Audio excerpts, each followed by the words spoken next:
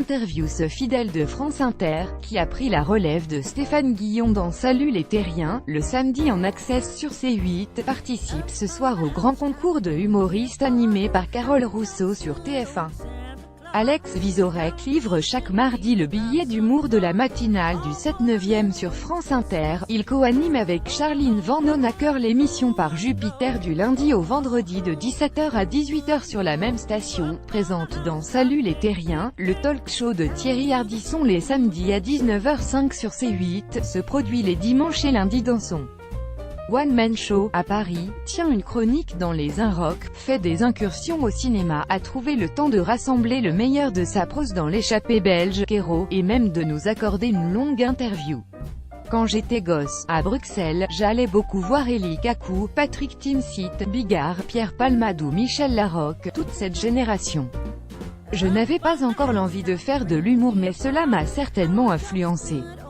Mon rêve était d'être comédien et je me rends compte avec le recul que c'était ridicule car je suis beaucoup plus créateur qu'interprète. En troisième année du cours Florent, nous avons eu des cours de one-man show et j'ai réalisé que la partie du travail qui me plaisait le plus était d'écrire des blagues. J'étais bien meilleur là. À la radio et à la télé oui, car sur scène j'en parle moins. Enfin pas une légitimité mais un plaisir de triturer l'actu. Ouvrir un journal est une activité détendante et plaisante pour moi. Ça fait partie de mon quotidien. C'est aussi pour ça que j'avais arrêté mes études de commerce. Dans les infos de Viso, je pars toujours d'un article pour, je l'espère, être drôle et donner des pistes de réflexion. Jamais. Ils font partie des gens qui m'ont inspiré en dernière ligne. J'ai toujours considéré que c'était le plus beau poste de chroniqueur de la télévision française avec celui dont n'est pas couché de Laurent Ruquier qui n'existe plus. Je me suis dit, waouh, trop bien, mais j'avais peur de ne pas être à la hauteur. C'est un gros travail, une grosse exposition. C'est très bien produit, je suis debout, je parle à un public. On assume et on voit que je suis un homme de scène. Il y a 4 ou 5 co-auteurs mais je suis le chef de chantier.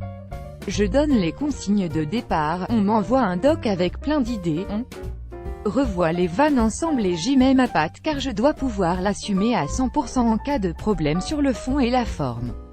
Non, les interdits viennent plutôt de moi. Je me dis, ça, c'est peut-être trop, ça, je n'aimerais pas que, quand il s'agit de maladies, de décès en France par exemple. Mon autocensure concerne plus l'humain que le politique. On ne m'a jamais rien interdit.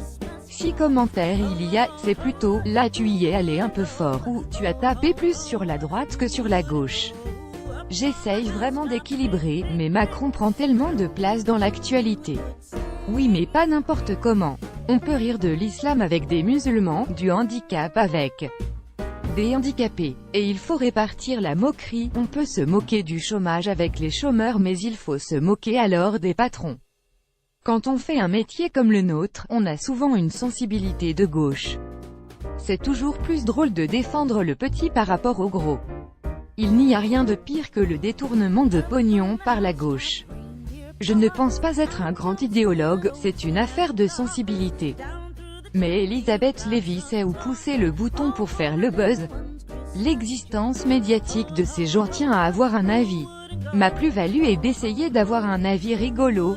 Je tape sur tout le monde. En ce moment, il y a une espèce de Hidalgo bashing, je tape sur elle comme je l'ai toujours fait. Je pense qu'après avoir écouté une chronique de Charline Vanhoenacker ou moi, on a plutôt la banane, on est positif sur les choses. Après une chronique d'Éric Zemmour, c'est plus négatif. Cela influe sur la positivité des choses. Mieux vaut un monde de bisounours. Le mot bien-pensant n'est pas une insulte. En tant qu'être humain, j'aimerais bien plaire à tout le monde, mais en tant qu'humoriste, ce serait une faute professionnelle. À force de se fréquenter, on doit un peu influer l'un sur l'autre. Mais on est plutôt complémentaires. Elle est vraiment journaliste, a exercé ce métier et refuse de monter sur scène. Même s'il y a une petite invasion d'humoristes belges en France, on ne me considère plus comme le belge de service, je fais partie de la famille. J'adore l'absurde, les mecs comme François Rollin, mais j'écoute et je regarde tout. J'aime Blanche Gardin, Guillermo Guise. Je vais au spectacle 1 à 2 fois par semaine, c'est inspirant de voir les autres bosser. Je ne suis pas convaincu de passer à la postérité. Nous avons sorti le premier livre après 4 ans.